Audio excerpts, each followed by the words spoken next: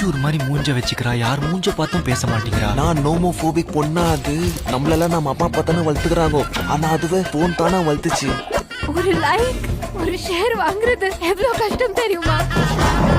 தீமா எனக்கு ஒன்று எப்பவுமே ஹாப்பியா பார்த்துட்டே இருக்கும். அதுக்காக என்ன வேணா பண்ணுவேன்.